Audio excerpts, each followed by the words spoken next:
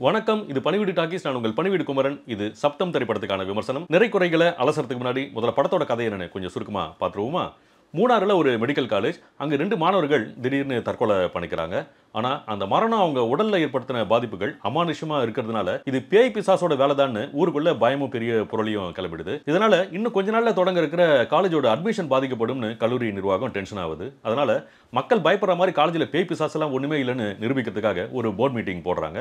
அதில் மும்பையில் இருக்கிற பிரபலமான பேரனமல் இன்வெஸ்டிகேட்டரான ஆதியை வர வைக்கிறதுன்னு முடிவு பண்ணுறாங்க. அவர் ஆய்வு பண்ணி காலேஜில் பேய் இல்லைன்னு ஒரு சர்டிஃபிகேட்டை கொடுத்துட்டா இந்த பிரச்சனை உடனே தீர்ந்துடும்னு நம்புறாங்க. ஆதியும் கிளம்பி வராரு. ஆவியை கண்டுபிடிக்க உதவுற விதவிதமான உபகரணங்களை பயன்படுத்தி ஆராய்ச்சி பண்றாரு. காலேஜில் லெக்சரரா இருக்கிற லட்சுமி மேனன் இதெல்லாம் ஒரு பழப்பாங்கிற மாதிரி அவரை பயங்கரமா கிண்டல் பண்றாங்க. காரணம் பேய் பிசாசு மேல அவங்களுக்கு சுத்தமா நம்பிக்கையே இல்லை. ஆனா ஒரு கட்டத்தில் கல்லூரியில் நடந்த தற்கொலைகளுக்கும் அங்க நடக்கிற அமானுஷ்யங்களுக்கும் ஏதோ ஒரு வகையில லட்சுமி மேனனுக்கு தொடர்பு இருக்கிறதா ஆதி கண்டுபிடிச்சிடுறாரு. இதுக்கப்புறம் வெளிவந்த உண்மைகள் என்ன, அதை தொடர்ந்து நடக்கிற அசம்பாவிதங்களுக்கு பின்னால ஒளிஞ்சிருக்கிற ரகசியங்கள் என்ன, இதுக்கெல்லாம் யார் காரணம் இல்ல எது காரணங்கிறத ஒவ்வொன்னா விடை அழிக்கிறது தான் சப்தம். ஒரு பேய் படத்தோட கதை சுருக்கமா இதை கேட்கறதுக்கு ஓரளவுக்கு நல்லா தானே இருக்கு. ஆனா படம் அப்படி இல்லை, அதுதான் பிரச்சனை. ஈரம் மாதிரி ஒரு உலகத்தரமான ஹாரர் த்ரில்லரை கொடுத்து தமிழ் சினிமா ரசிகர்கள் மிரள வச்ச அறிவழகன் இயக்குன படமா இதுன்னு நிஜமாவே பெரிய சந்தேகமா இருக்கு. ஏன்னா படத்தோட திரைக்கதை அந்த அளவுக்கு எந்த உணர்ச்சியும் இல்லாம ரொம்ப ஃபிளாட்டா இருக்கு. படத்தோட எந்த கேரக்டரோட பிரச்சனைக்குமே நம்மளால ஃபீல் பண்ணவே முடியல. அப்படி ஒரு 0% எமோஷனல் கனெக்ட். சரி, அதெல்லாம் விடுங்க. முக்கியமா ஒரு ஹாரர் த்ரில்லர் படத்தை நம்ம எதுக்கு பார்க்க போவோம்? நிஜத்துல நம்மளுக்கு பேய் பயமோ அது மேல நம்பிக்கை இருக்கோ இல்லையோ, சினிமாலையாவது அதை பார்த்து கொஞ்ச நேரம் பயந்துட்டு வரலாங்கிறதுக்காக போவோம். இது வரைக்கும் சினிமாவை நம்மள அப்படிதான் பழக்கப்படுத்தி வச்சிருக்கு. ஆனா இந்த அடிப்படையான எதிர்பார்ப்பை கூட நிறைவேற்றாம பயங்கரமா சலிப்பை கொடுத்து ஏமாத்துது படம். பேயை காட்டி பயமுறுத்துவாங்கன்னு பார்த்தா ஆதி காலேஜுக்குள்ள விசாரணை பண்றதையும் பேயோட குரலை பதிவு பண்றதுக்காக அவர் பெருசா ஒரு மைக்க பிடிச்சிட்டு தெரியறதையுமே இடைவேளை வரைக்கும் படமாக்கி வச்சிருக்காங்க. அதுவும் இந்த பேரனமல் ஆக்டிவிட்டி படத்துக்காக இவங்க ரொம்ப ரிசர்ச் பண்ணிருக்கிறது நம்மளுக்கு தெரியுங்கிறதுக்காகவே ஏகப்பட்ட கேஜெட்ஸோட டெமோ வர படத்துல இருக்கு. கண்ணுக்கு தெரியாத அமானுஷ்யங்களை படம் பிடிக்கிற full spectrum ultraviolet camera, உஷ்ணங்கள் அடிப்படையாக வச்சு படம் பிடிக்கிற தெர்மல் கேமரா, காதால கேட்க முடியாத சத்தங்களை ரெக்கார்ட் பண்ற இவிபி ரெக்கார்டர், அப்புறம் ஆடியோ அலுசினேஷன், அல்ட்ராசோனிக் வேவ் ஃப்ரீக்வன்சின்னு பேயை கண்டுபிடிக்க உதவுற ஒவ்வொரு கேஜெட்டுக்கும் ஃப்ரீடம் கொடுக்கறதுலயே ஆதி பாதி படத்தை ஓட்டிடுறாரு. இதெல்லாம் யாராவது கேட்டாங்களா?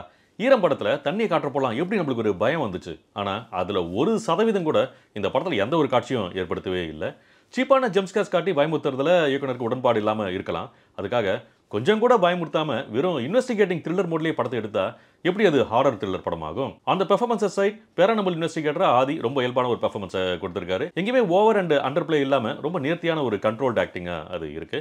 லட்சுமி மேனன் ரொம்ப உறுதியான, அதே சமயம் அமானுஷ்யங்களோட சம்மந்தப்பட்ட புதிரான அவங்களோட அந்த கேரக்டரை எந்த குறையும் இல்லாம யதார்த்தமாவே பண்ணியிருக்காங்க. மற்றபடி ஆதிக்கு உதவுறதுக்காக வர ரெடின் கிங்ஸ்லே அப்பாவித்தனமான காமெடிங்கிற பேர்ல முட்டாள்தனமா பேசி பயங்கரமா நம்ம கழுத்தை அறுக்கிறாரு. இதையெல்லாம் ஒரு காமெடி நம்பி எப்படி எழுதுறாங்க இல்ல எடுக்கிறாங்கன்னே தெரியல. முதல்ல அவர் நடிக்கிற ஸ்டைலே ரொம்ப இரிட்டேட்டிங்கா இருக்குன்னு யாராவது அவர்கிட்ட கொஞ்சம் சொன்னா நல்லா இருக்கும்.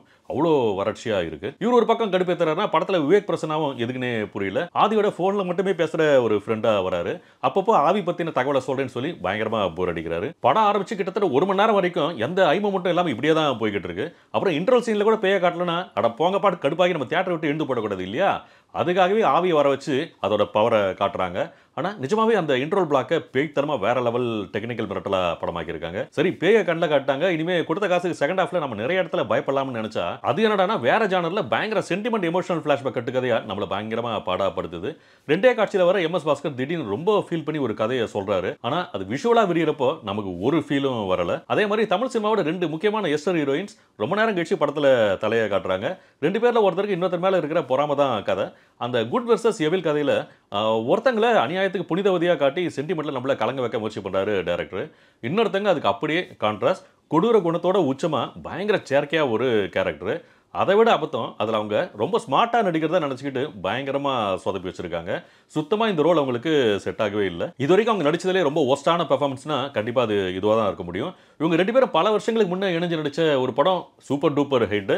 அதில் அவங்க பண்ணியிருந்த ரோல்ஸ் அப்படியே கொஞ்சம் வேற வகையில் டேரக்டர் உல்ட்டா பண்ணியிருக்கிறது நல்லாவே தெரியுது.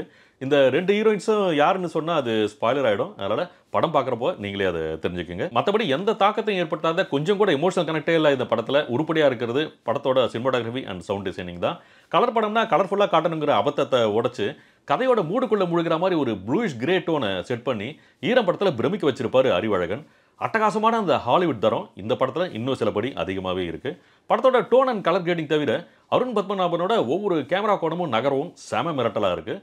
ஒரு கதையா இந்த படம் பெரிய பதட்டத்தை உண்டு பண்ண தவறுனாலும் படத்தை ஓரளவுக்கு சஸ்பென்ஸா பார்க்குறோம்னா அந்த ஃபீலை கொடுக்கறது அதோட விஷுவல்ஸ் தான். இதுக்கப்புறம் படத்தோட ஆகச்சிறந்த பலம்னா அதோட சவுண்ட் டிசைனிங் தான். படத்தில் முக்கால்வாசி நேரம் பேய் ஒளி வடிவத்திலே வந்து பயமுறுத்துறதுனால சவுண்ட் டிபார்ட்மெண்ட் தங்களோட உச்சபட்ச திறமையை காட்டி பட்டையை கிளப்பியிருக்காங்க. லெஃப்ட்டு ரைட்டு மேலே கீழே மூளை முடுக்குன்னு 360 டிகிரிலையும் சவுண்ட் எஃபெக்ட்ஸ் தியேட்டருக்குள்ளே நம்மளை நல்லா வச்சு செய்யுது. ஆதி ஒரு காட்சியில் லக்ஷ்மி மேனனை ஒரு டிக்டாக் கடிகாரத்தை ஃபோக்கஸ் பண்ண சொல்வார். அப்போ அந்த டிக்டாக் சத்தம் ஏற்படுத்துகிற சத்தம், அப்புறம் இன்னொரு காட்சியில் ஒருத்தர் காஃபியில் சக்கரை கட்டியை போட்டுட்டு ஸ்பூனில் கலக்குவார். அப்போ அந்த சக்கரை கட்டி விழற சத்தம், கப்பில் ஸ்பூனை கலர்றப்போ அது ஏற்படுத்துகிற சத்தம், அதெல்லாம் சான்ஸே இல்லை. அவ்வளோ துல்லியமான கிறிஸ்டல் கிளியரான ஒரு ஆடியோ ரெக்கார்டிங் அண்ட் மிக்சிங். முக்கியமாக அந்த சின்ன சின்ன சத்தம்லாம் அல்ட்ராசானிக் ஃப்ரீக்வன்சியில் ஆம்பிளிஃபை ஆனால் எப்படி இறைச்சலாக மாறுங்கிறத அவ்வளோ நுணுக்கமாக பதிவு பண்ணி நம்மளை மிரள வைக்கிறாங்க. அப்புறம் படத்துக்கு ஒளிப்பதிவு எவ்வளோ முக்கியங்கிறத புரியறதுக்காக வச்ச மாதிரி படத்தில் ஒரு ஃபுல் டாக் சீன் வரும். அதெல்லாம் சும்மா மிரட்டி விட்டுட்டாங்க. படத்தோட எடிட்டர் சாபு ஜோசப். ரொம்ப இழுவையாக இருக்கிற படத்தில் நிச்சயமாக ஒரு 20 நிமிஷத்தை வெட்டி வீசி இருந்திருக்கலாம். மற்றபடி அந்த டிக்டாக் கடிகார சவுண்ட் காட்சி எடிட் பண்ண விதம் வேற லெவலாக இருந்துச்சு. ஒவ்வொரு டிக்குக்கும் டாக்குக்கும் லக்ஷ்மி மேனனோட ரியாக்ஷன்களையும் அங்கே சுற்றி நடக்கிற விஷயங்களையும் ஃப்ராக்ஷன் ஆஃப் செகண்ட்ஸில் காட்டி அந்த காட்சியோட டென்ஷனை வேற லெவலில் ஏற்றி விட்டுட்டாரு. படத்துக்கு மியூசிக் எஸ் தமன். காட்சிகளுக்கு தேவையான பின்னணி இசையை சிறப்பாகவே கொடுத்துருக்காரு. அதே சமயம் மிரட்டிட்டாருன்னு சொல்ல முடியாது. காரணம் அவர் திறமையை முழுமையாக வெளிப்படுத்துகிற மாதிரி சவாலான காட்சிகள் படத்தில் பெருசாக இல்லை. சுருக்கமாக சப்தம் எப்படி இருக்குன்னு கேட்டிங்கன்னா, படத்தில் விஷுவல்ஸும் கலர் கேட்டிங்கும் நல்லா இருக்குது, சவுண்ட் டிசைனிங் பிரமாதமாக இருக்குது. ஆனால் கதையும் திரைக்கதையும் ரொம்ப பேத்தலாக சொதப்பலாக எந்த எமோஷனல் கனெக்டும் இல்லாமல் ரொம்ப ஃப்ளாட்டாக இருக்குது. டெக்னிக்கலாக படம் சிறப்பாக இருக்குங்கிறதுக்காக சினிமா துறையில் இருக்கிறவங்க வேணால் இந்த படத்தை ஓரளவுக்கு ரசிக்கலாம். ஆனால் பொதுவான சினிமா ரசிகர்களுக்கு அது மட்டுமே போதாது இல்லையா? தமிழ் சினிமாவில் ஹாரர் ஜானரில் ஹீரம் ஒரு பெஞ்ச்மார்க் படம். ஆனால் அந்த படத்தை தந்து அறிவழகனோட இயக்கத்தில் வந்து ரொம்ப சுமாரான படம் இதுதான். அதனால் தயவு செஞ்சு யாரும் ஹீரம் ஹேங் ஓவரில் மட்டும் படத்தை பார்க்க போயிடாதீங்க. ஏன்னா அதை விட பெரிய ஏமாற்றமான சலிப்பான அனுபவம் வேற எதுவுமே இருக்க முடியாது. அவ்வளோதான் சொல்ல முடியும். இந்த விமர்சனம் உங்களுக்கு பிடிச்சிருந்தா லைக் பண்ணுங்க, ஷேர் பண்ணுங்க, கமெண்ட் பண்ணுங்க. ரொம்ப முக்கியமாக சப்ஸ்கிரைப் பண்ணுங்க. அதோட ரொம்ப முக்கியமாக நோட்டிஃபிகேஷன் பெல் ஐக்கனில் ஹாலுங்கிற அந்த ஃபர்ஸ்ட் ஆப்ஷனை மறக்காம கிளிக் பண்ணுங்க. மீண்டும் எவ்வளோ சீக்கிரம் முடியுமோ அவ்வளோ சீக்கிரம் அடுத்த பதிவில் உங்களை சந்திக்கிறேன். நன்றி, வணக்கம்.